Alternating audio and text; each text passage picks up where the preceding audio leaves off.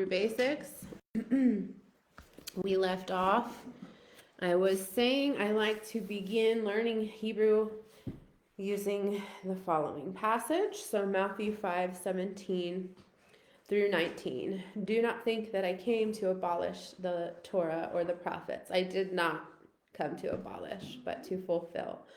For truly I say to you, until heaven and earth pass away, not the smallest letter or stroke shall pass from the Torah until all is accomplished. Whoever then annuls one of the least of these commandments and teaches others to do the same shall be called least in the kingdom of heaven. But whoever keeps and teaches them, he shall be called great in the kingdom of heaven. So the smallest letter or stroke, what stroke would Yeshua be talking about?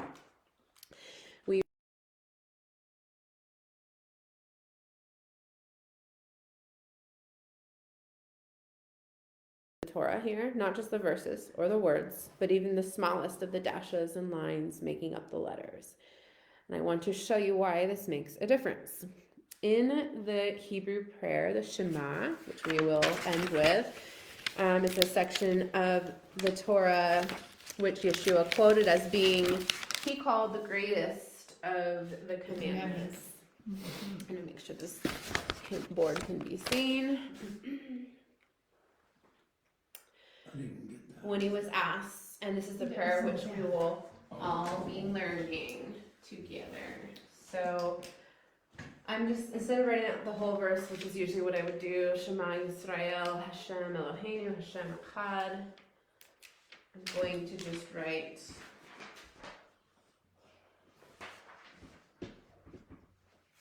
the Yod and the Hey and the Vav and the Hey. And then this word, I'm going to use a darker one that works better. It's really hard to see. You do this black. Real will work better. Echad. Oops, sorry. Echad. Okay. So this is the Lord is one.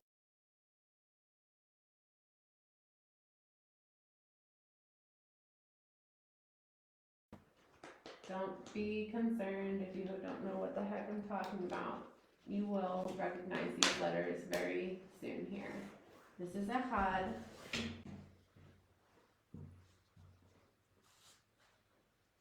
Okay. This is the letter Resh. This is the letter Dalet. They look alike. Some scripts you'll see as we get into the Hebrew letters, you'll see some of them are very, very similar. Okay, so what is the point of all this? Matthew 22 from 35 through 38. One of them, a lawyer asked him, testing him, "Teacher, what is the greatest commandment in the Torah?" And he said to him, quoting the Torah from Devarim, Deuteronomy 6, "You shall love the Lord your God with all your heart and with all your soul and with all your mind. This is the great and foremost commandment." So let us look at this section, which I told you I was going to write it all out, but I actually just write the last two words, okay? If we didn't distinguish the letter Resh from the letter Dal,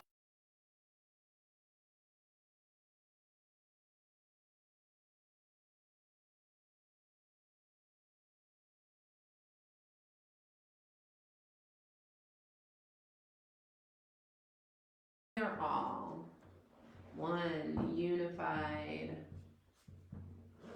all, omni. Okay, and there's another word. This word is acher. Okay. This word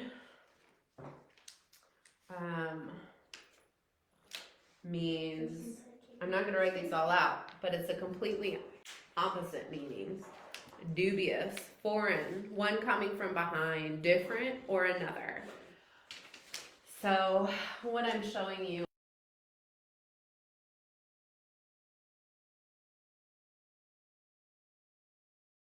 is a lot more boxy like this, okay? This little overhang, just this overhang, if it was missed or if it wasn't written, We wouldn't have the Lord our God, the Lord is one. We would have the Lord our God, the Lord is, God forbid, another, or dubious, or foreign. So this is the import of even a tiny stroke of a line. So that's something I like to illustrate. Now, that being said, there's all kinds of ways to write Hebrew, different fonts and different styles. I had showed the kids, I hope I have it here still, my art that I've done with the Hebrew. I must have left it over there. Do you have a program you suggest? A program? On your computer? Yeah, I do, and I actually wrote them down for you on one of these. I think it was on the one with the Bible verse scale thing. Or not Bible verse scale, versions of the Bible scale. Yeah, to the side of this. Yeah. These are the tools I recommend. You can look at it, you can't color in it. TeachMeHebrew.com. This scriptureforall.org is one that you can download. It's doesn't have any viruses. It's legit. Does it work on the phone? It does. Yeah, there's a phone app. Also, there's one you might want to write down. So, I also left room on which page was it? On one of these pages for you to write down important things. It was like it had lines on the back. I'm trying to think. Yeah, Hebrew Basics Club. These lines right here, I put for writing down important things like this. The Aleph Bet Wheel. AlephBetWheel.com is an excellent source wheel. I think it's .com. You can put it on your phone. It's really cool. It's like you can learn the Hebrew letters and the vowels, and it'll pronounce it for you with the vowels. I highly recommend that one. If you put that on and you look at it from time to time, it'll help so much. It'll do probably just as much as I could do for you here without the fellowship and the time. That one, the wheel. Yeah. Okay, I'm trying to find my art. But I have a feeling I might have left it at the school. Yeah, I think I did. Or at home. No, I left it at the school. Or at home. You're in the front again. This is one of the things that's 3 times, okay? You raise your hand and you gotta ask me what you need, okay? So, fonts. There's lots of fonts. I was gonna show you art. I'll show it next time, that you can really take a lot of liberty and create these beautiful things with the Hebrew.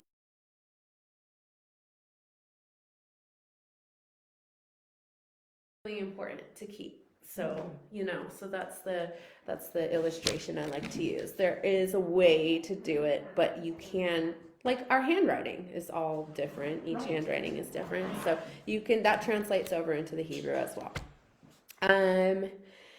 All right, so it said show art. I don't have those, which stinks because those are pretty neat. All right, Aleph Bet character sheet. I'm gonna hand these 2 out now.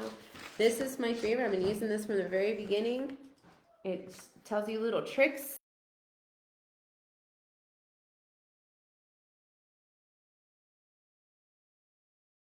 Do with Aleph Bet. So we'll go through these together as time allows. Okay. And that one. And then what I have on this other sheet, which we won't probably get to today, is look-alike letters and sound-alike letters, which I'm sure won't cause you too much trouble, but did for me in the beginning. So there are some that look quite a bit alike. And again, it depends on the font. So I'm going to show you some examples as we're learning between the block print and the script, because it can get hard to read. And I should bring a book to show you in an actual text. So I will do that. There is a song. It's a kid's song. I may not play that today. Play it today. Yeah, play it today. Okay. Well,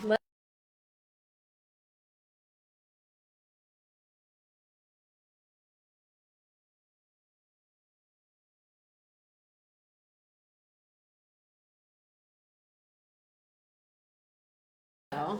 Oh, I do have numerical value. This is something you should just know. We aren't going to mess with this.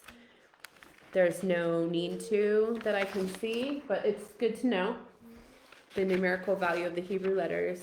The only value I can see in it that I use is if you have a Tanakh, which, could I take a look at this really quick? Yes. Sure. I just want to see if it has it in here. Now you have numbers. It has numbers. How nice of them. Yep.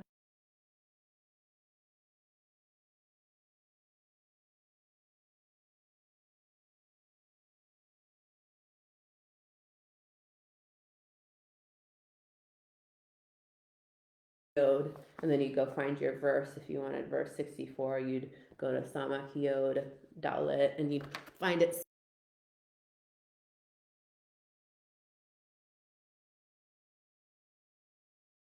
Our purposes for now, but there's all kinds of things people do with the numbers. I'm not I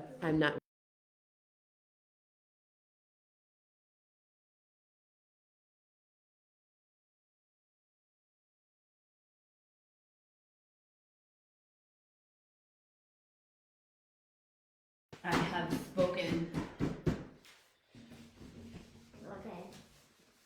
We'll do the song and then we'll do Aleph Bet. All right. Let's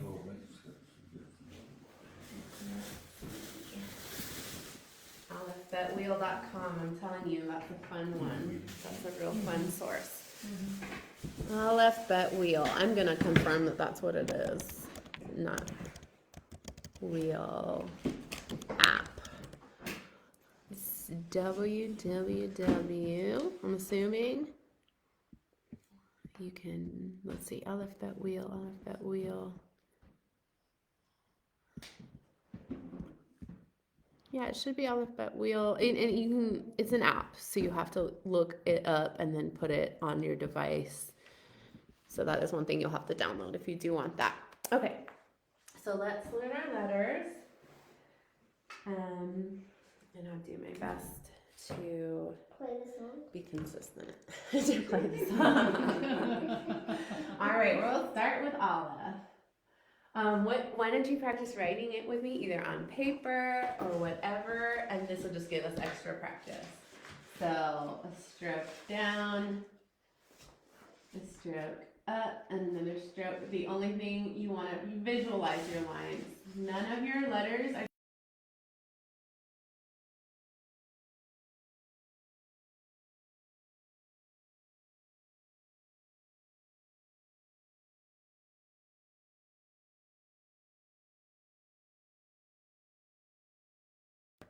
not vertical. Diagonal line, we're gonna go there and there. The only thing you want to make sure is that there is some space in between here, okay? Then it's not just looking like an X. Okay, so I'll do it one more time. Okay, and that's pretty much block print. That is good. Those are both good. The only trouble. Okay, sorry, you have them in boxes.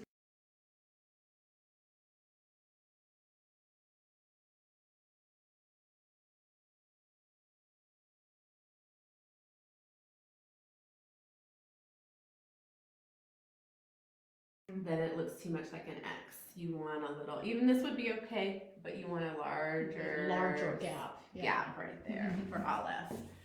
Okay, and this is Aleph. And so let's say Aleph. Aleph. And this transliteration is like you'll see it all different ways, okay? But Aleph is a silent letter. Okay, it only makes a sound when it has vowels. And so this Aleph is silent, so I can't ask you to make the sound with me until I teach you a vowel. I could do that right now, just so you see what I mean. This is an A vowel. Its name is Kamatz. If you want.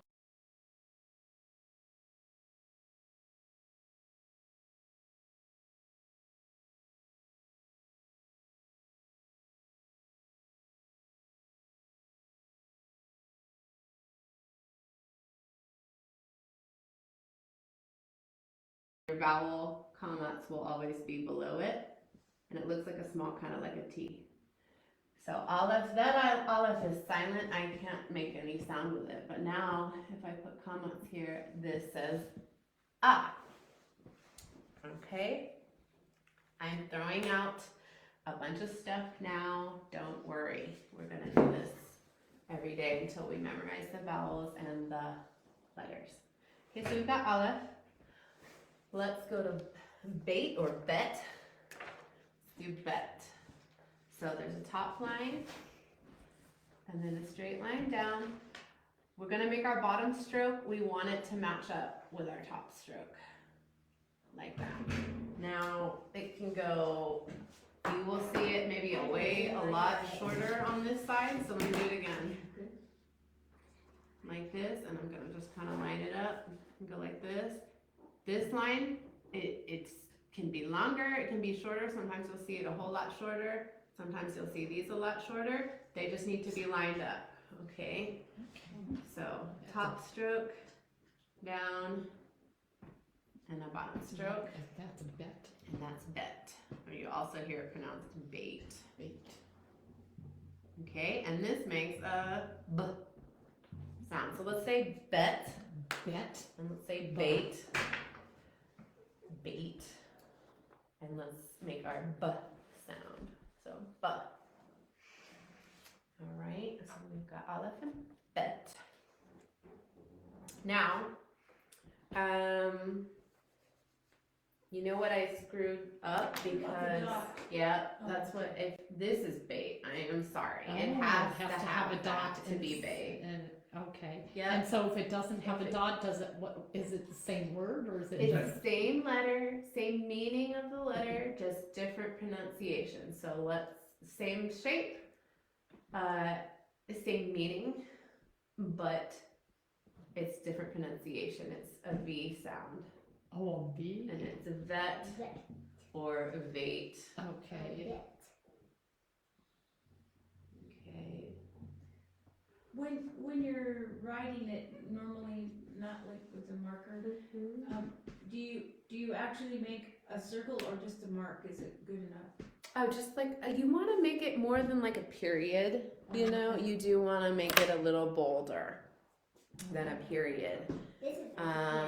I'm wondering where in any of these on the Hebrew you could see it. Let me look on the Tobu.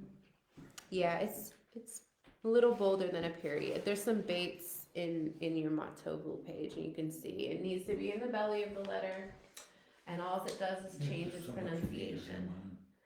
So that's excellent. And let's move on to the next one. So bait with the ball in its belly sounds like B.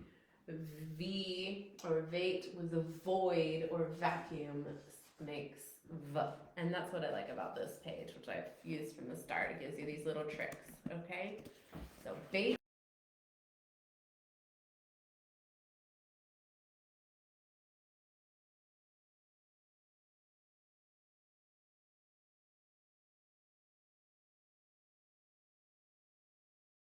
That's okay.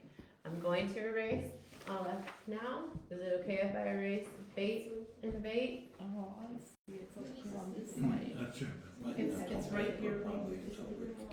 Paper's good too. I just, I think it's good. Whichever you prefer, you can do both. I like the whiteboard because then you can do it a bunch of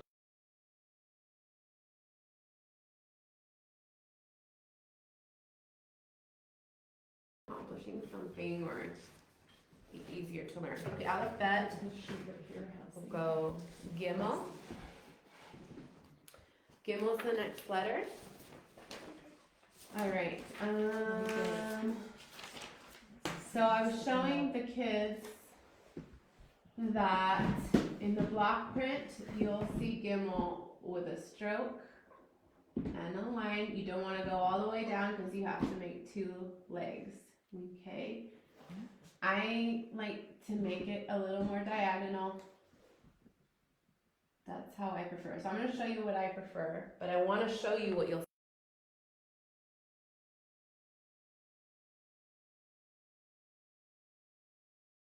Gimel. Gimel, and it Gimel. makes a g sound. G. Okay, Gimel. So, line and down, but don't go all the way down because he needs 2 legs, and that's Gimel. Okay, Gimel, g. And they were saying g like a gap between its legs. Gimel. Question. Yes.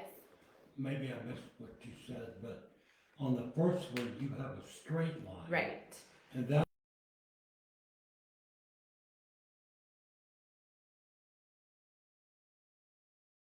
Tell you probably the first one I'll show you will be the block print. Block. But you can make it fancy too. I mean, you can make it. It just okay. needs to have these main strokes. Okay. I've told you you could make it your own. I just want you to see what you'll see in the block because you'll understand why when I get to Bob and different things. But I have found it's easier for me to recognize Gimel if I start out with a little bit of a diagonal on that top Okay. stroke. So I'm just showing you my little tricks for my mind. Remember the eyes? Yep, that's not yet. That's towards the end. What about the ooh? Yep, we'll get that when we get to Bob. We'll get that. Gimel, now we're gonna do Dalet, which I kind of showed you in that word Echad. Sorry, some of my lines are huge. Okay, Dalet is a stroke on top. Okay, I'm showing you block print. This is how you'll see Dalet in. Oh, yeah. It's gonna be like that. Now, I told you how important the overhang was, right? But block print in font, computer font, it won't show it. Okay? Dalet, this is how I want you to do it. Stroke on top.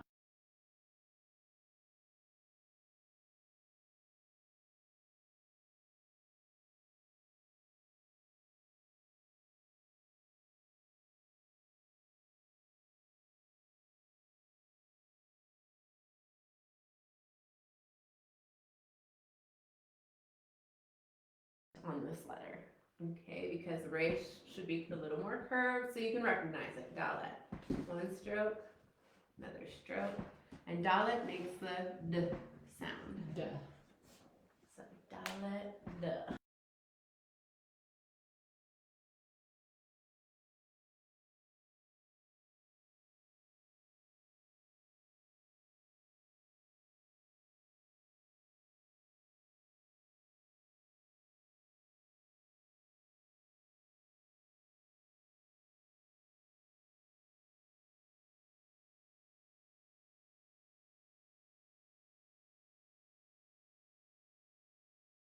A particular, the Lord our God, is like uppercase T, you know.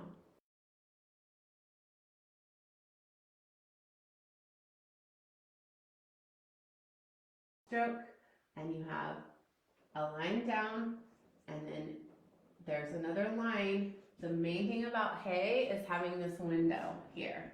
Hey, looking through the window. You need to make sure there's a window. The window can be tiny. The window can be larger. Okay, you can make it a little fancier and go like that. This is called holum vav. This is a vowel. Holum. It will actually make an O sound. It's an O vowel. And then we have shuruk vav, which makes no. Oh, ooh. Oh, ooh. Okay. And so with the kids, I was telling them how I remembered this was that this is a basketball, and if you're playing basketball with somebody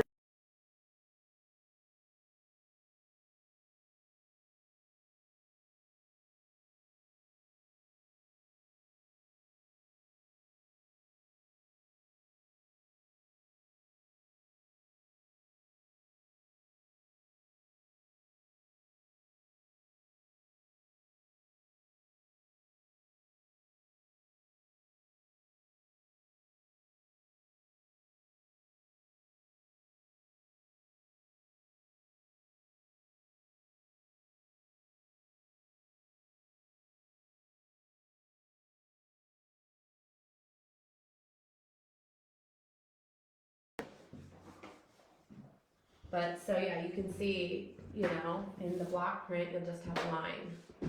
And it can get confusing, I want you to know. But Can you say the, for olive, like, or maybe looks like, you know, like you did, looks like a window, looks like a hook. Do you have a,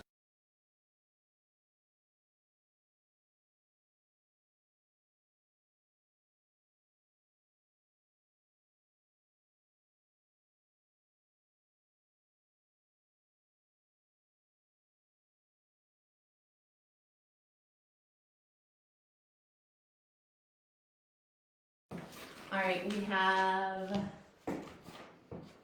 a ladder. I don't know if this is gonna help you at all. Oh, no. It's taught that the olive is made up of above, which is a connector. It's a nail, but like I'm picturing it as a ladder. This is earth. This is heaven. It's also taught that it's made of also. There's a Hebrew letter called yod, and it means hands. Okay, yod means hand. Our yod is hand. So it's taught that this is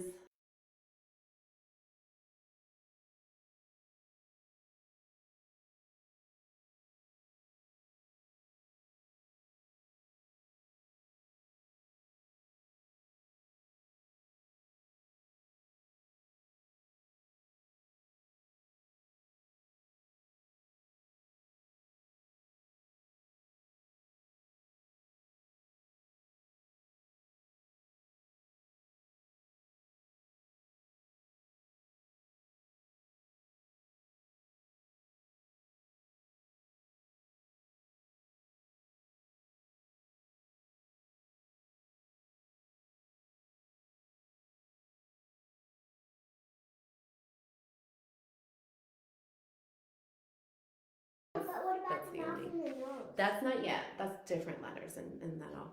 So that's the only thing I can maybe throw out there for a little help with bait. Bait is house. okay, Dalit, you can say one. And Dalet is it means door, where it represents the door. Okay. Again, this is just for our memorization. This is not to be, taken too deeply here, but maybe it would be kind of like the house with, the doors wide open, something like that. I don't know. That's a good question, yeah. All right, and we got Bob, Neil. All right, let's see. We've got about 15 minutes, so we want to do Shema. So let me get as far as we can without rushing. These are great.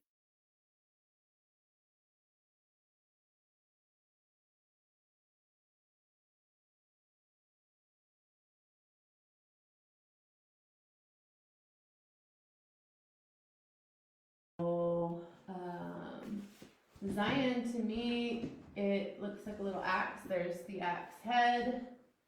Here's your handle.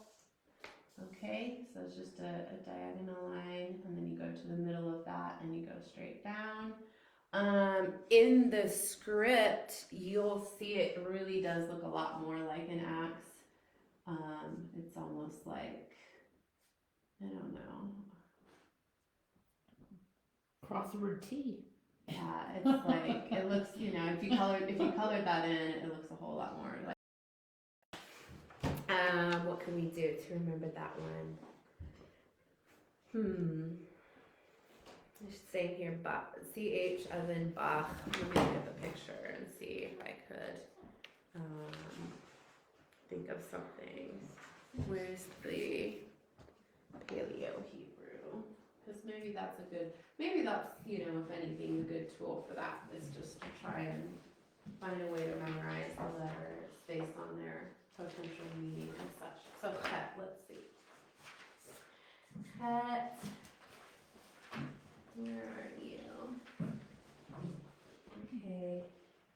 Protective, guarding, wall. So you remember how we had our hay, which maybe was a house with a window? We had bait, which had the kind of 3 walls, and then we were talking about perhaps having dalet be with an open door. So if chet is like a closed house, maybe like it's closed. Just trying to think of ways to try and remember it. So there's chet. So Vav Zayin chet. Now we're gonna go ahead and go to tet. Just put it down here. Tet is one where you're gonna start kind of in the middle, and you're gonna go up, and you're gonna go down. So then you're gonna go over and up. Okay, that's like the block print style. I like doing it a little more curvy. Okay, but it might be good to practice block print on this one since it's a little trickier. So you want to do your diagonal up, your straight line down, you do have a base, and then you're going up. Sometimes you'll see this space very hard to see in the script, and I'm not even going to try and reproduce it. Can I ask something? This Yes. is from my Chinese background, but Yes. are there any rules, like, it seems like you can go up and down, there's no rules, so you can go left to right, you can go right to left, you can go up and down? That's the way I do it. Okay. So like you can see on here, on this one, they had like, you know, when you're learning Oh, ABCs, yeah, I you guess do so. this first, this Oh, second, okay. this third. That's up to you. It didn't mess with me at all, and I never had someone say you have to do this stroke first, this stroke second. So I'm just kind of doing what I remember learning and what.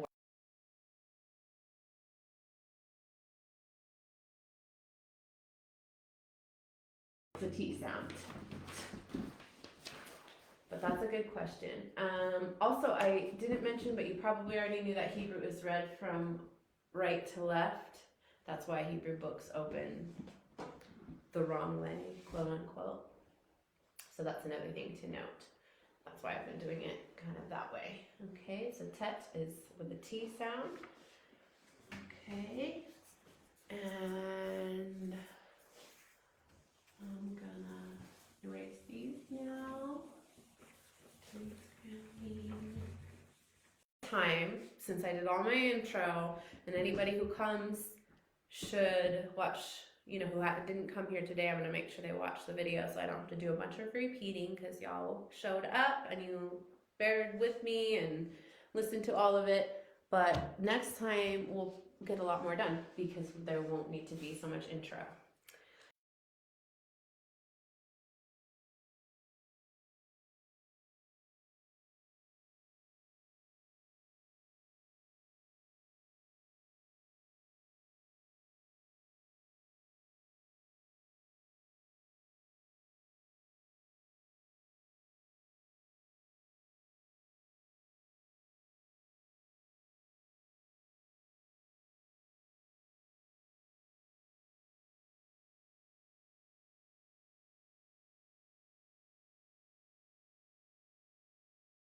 Don't like it so boxy. I like to curve it a little more like a C, kaf. So with no dagesh, the phlegm is free to fly. There's nothing blocking up your mouth. So this is chaf, and it does have this CH sound. Okay. Yeah, you'll sometimes see it curved though, like that. Yes, it depends on, in a Torah scroll, it'll be like this, but thicker, more like these letters. I prefer to curve it, but you don't have to. You will see.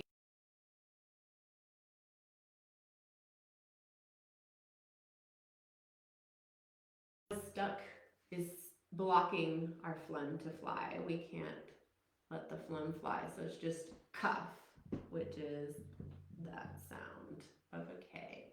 Oh, so it's the same thing with the dot in the middle. Yes, this is one of those letters that takes the dagesh. And dagesh, you'll find out later, it's not important now, but it does affect, in a word, repeated sounds. There are different reasons for dagesh and things that it does. So we have chaf and we have kaf. And we're going to stop there, but I'm going to write this down so I don't lose track of where we are. I'm going to write, we ended on Kaf. On Kaf. My pen is dying. Okay. Want to use this?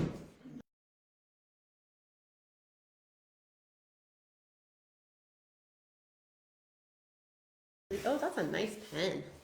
Okay, I'm going to briefly talk about Shema real quick, and then we'll say Shema and end our time together with that. Again, it's on the back of your matovu. I would say matovu on accident, but it's matovu. Okay, so those. All right, so the import of Shema. So I mentioned I had all kinds of students. I did have one Jewish student at one time who sat through a class, very respectful, very interactive, and then he told me at the end of class, he said, I appreciate what you're trying to do. I think it comes from a good place, but I need to tell you that Gentiles are absolutely not allowed to say the Shema. And he went on to explain to me why that was. I have 0.2% Ashkenazic Jewish. It's my favorite part of me. But I am in Messiah Yeshua. That is my identity. So then I'm just giving you some examples. There's a reason behind all of this. I was looking for actually a Torah scroll for our community because I thought if people are going to be coming, we're going to be doing a Torah service. It would be very nice to have a Torah scroll. They cost a lot. So I was reaching out to synagogues in Tucson area, perhaps if they were retiring one or if they, whatever. I got a actually call back from a rabbi in Tucson, more Orthodox congregation, and he told me that the Torah, it's not for everyone. God never meant the Torah to be for everyone, okay? So there are those who hold that there are rules for some for certain ages. I'm talking about biblical mandates or biblical anything from, the Torah. Others have innate status. Some have to earn it. And those who, through man-made methods, because really nothing in Scripture indicates a division in dividing or cutting up the Torah into so-called, what I believe to be falsely categorized ceremonial, moral, judicial laws. If you can show me where it says that in the Bible, that God had those splits, I would be really interested because I have looked and I can't find those categories. I think almost every law can fall under one of those, but many of them fall under more than one of those. So you can't say like Shabbat is ceremonial, but it's also moral because you're, obeying God's command. You can't I don't believe in those segregations of the Torah laws. If you can explain it to me, help me understand it. No, are you talking about like between Jew and Gentiles? So right now I'm just saying generally, even within the Torah, this is something that's taught that I don't ascribe to. There's a reason I am laying this out, because to me doing that, it misses the unity of God's word, God's kingdom, God's family, his house, his temple, his people, which all I believe were to be a singular thing. Israel and the Torah, ideally one entity, one house with one king. I don't think that God had intended to have a duplex in heaven to where Jews are over here And Gentiles and over Gentiles there. are over here. Right. Why would, if we are reflecting the heavenly promise, why would he have us here also living segregated from each other? These are for you, these are for you. Right. This is my understanding. But at any rate, so this would be my answer to both of those gentlemen. And there are reasons behind both of and I respect that. But so to Shema, okay, so Shema is all about unity. You'll notice it's the most well-known and daily lifted Hebrew prayer. And yet, though it is said to God, it's a bracha, we're lifting it to God, the voice of the prayer is actually addressed to the people, to us, God's people, because it's Hear, O Israel. It's a call to Israel, of whom we are a part. We are a part of Israel. We cannot expect the blessings without the responsibilities. It's just not the way that it works. And scripture says in Romans 11, if the first piece is holy, the lump is also. And if the root is holy, the branches too. But if some of the branches were broken off and you, being a wild olive, were grafted in among them and became partaker with them of the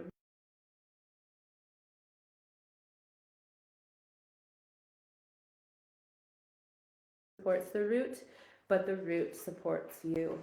For I do not want you, brethren, to be uninformed of this mystery. Just breaking in real quick, it's not like, it's still difficult. It's still a difficult challenge. How do Jews fit in with the Gentiles? How do Gentiles fit in with the Jews? Where does the Torah play into that? And Christians who believe in Jesus but want to, it's a mystery of, this is still an ongoing revealing how this all works out. But I know it's not a duplex. Absolutely not. The wall of separation has been taken down Yes. through the blood of Messiah. So that you will not be wise in your own estimation, that a partial hardening has happened to Israel until the fullness of the Gentiles has come in, and so all Israel will be saved.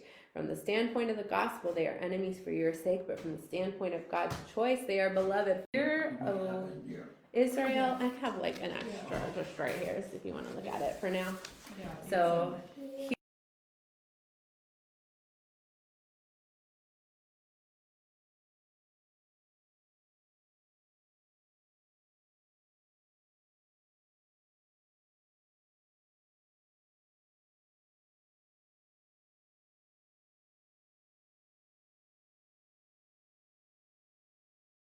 and then Shema Yisrael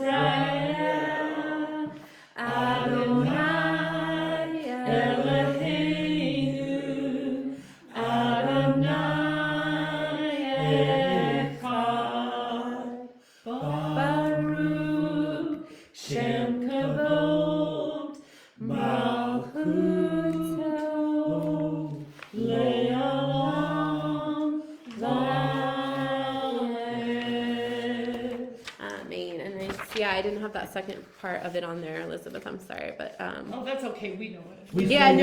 That's about the only Hebrew song I know. every morning. Okay. That's about it.